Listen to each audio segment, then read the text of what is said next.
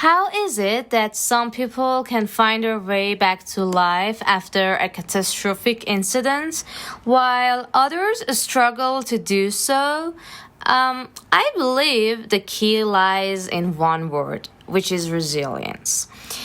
Resilience is the quality of mind that determines how quickly you can restore your strength and return to the rhythm of life after facing challenges and struggles.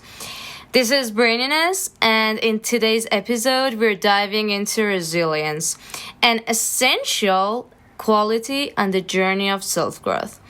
Because the truth is, the path of self-growth and life in general always comes with ups and downs. And we all need to learn how to get back on track after hitting a low.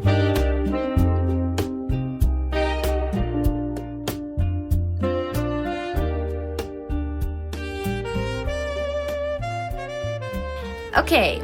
In the previous episode, we talked about self-made challenges, and I personally like to think of them as vaccines. Because just as vaccine introduces your body to a small, controlled dose of a virus to prepare you for when the real thing happens, self-made challenges mentally prepare you for life's bigger challenges by exposing you to some smaller and manageable ones. Because when you choose self-made challenges, you are deliberately imposing a difficulty on yourself. So by doing so, as we said earlier and in the previous episode, you're building a momentum.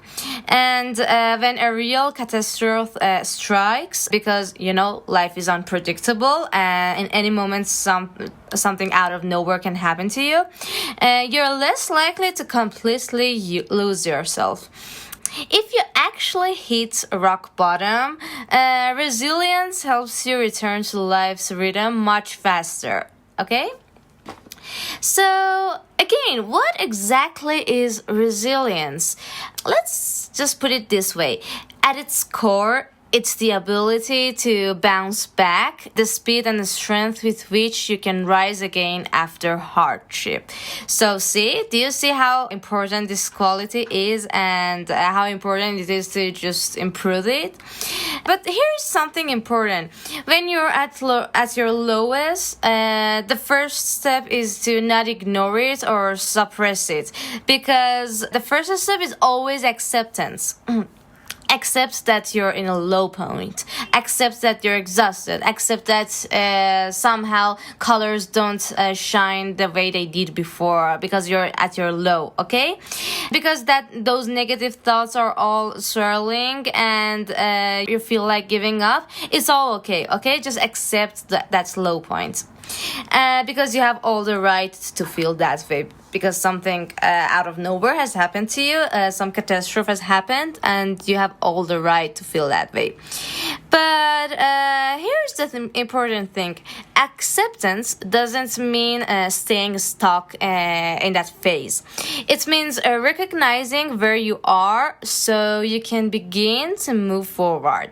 Because when you know the nature of your problem, you're better able to find a solution. Okay? Just like self-awareness, the first episode that we talked in the journey of self-growth.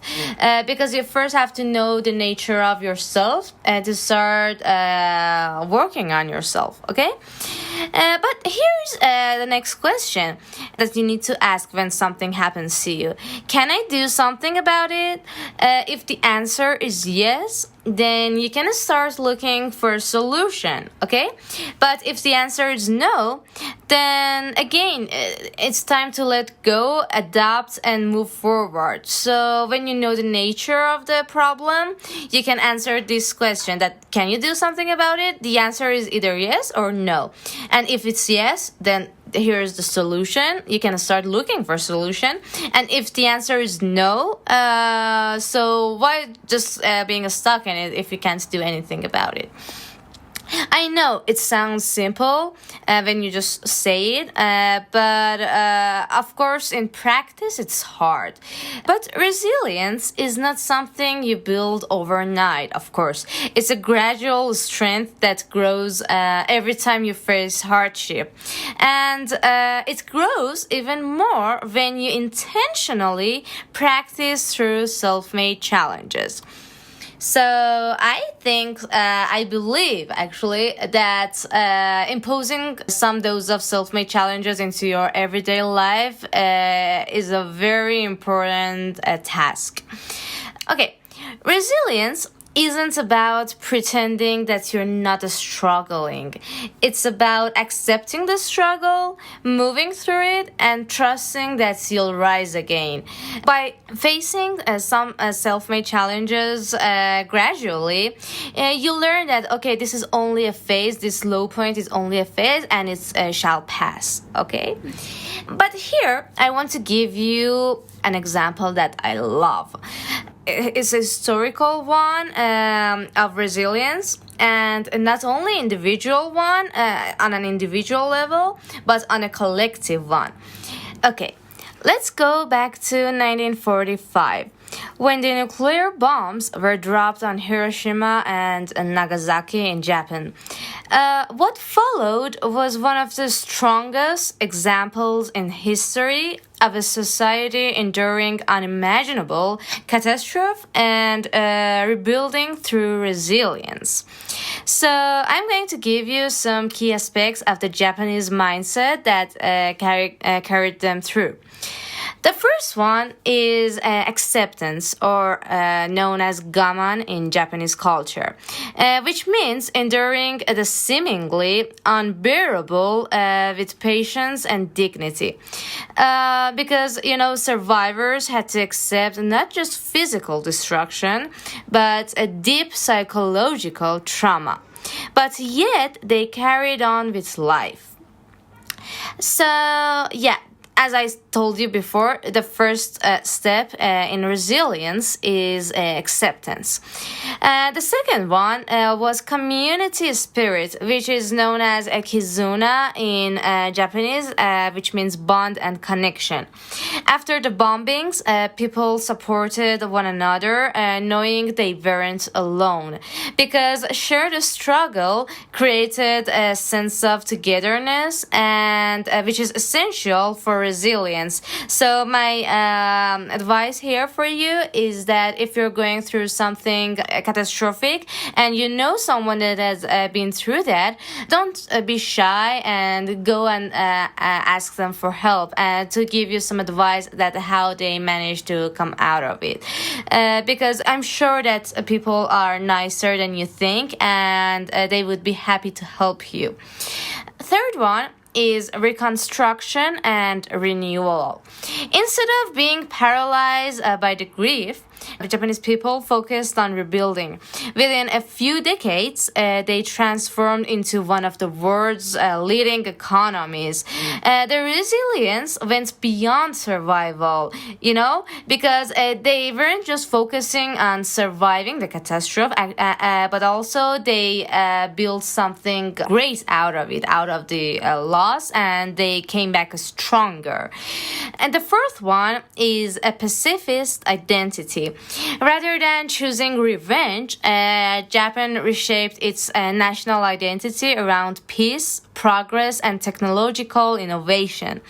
This was resilience not only in a physical or economic sense, but also in a moral one.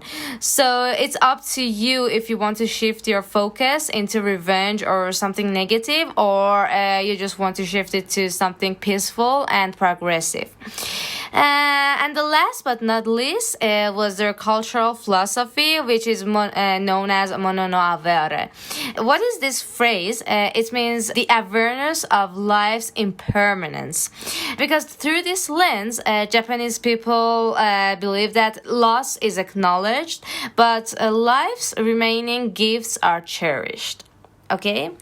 I think if you go dig deep through the post-war Japanese mindset, you will find some good example of resilience that in a collective sense, and you can learn a lot from them.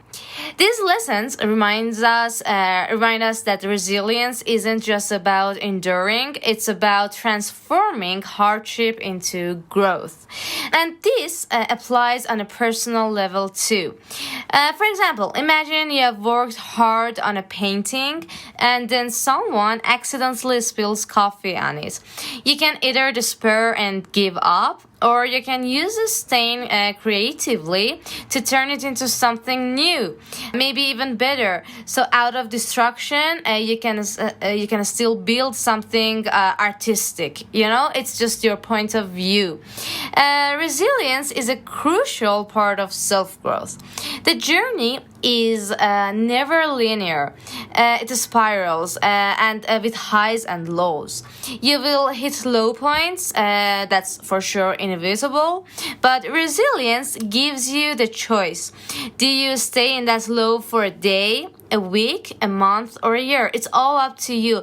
By building resilience, by building a momentum, you are actually giving yourself this choice to choose between staying in that grid for a day, a week, a month, or a year. It all makes sense, but resilience helps you to shorten that time that it takes to return to life with a strength and purpose. So, yeah, to sum up, remember, resilience isn't about avoiding hardship, it's about learning how to rise after it. This was all about resilience, and I hope it gave you something to think about. I strongly believe resilience is very important, and just as it gives you the strength to choose how long you want to stay in a low point, is very important. Yeah, thank you for listening. This is Braininess, where we think deep and stay curious, and I hope this episode gave you something to think about and work on. And until the next one, take care.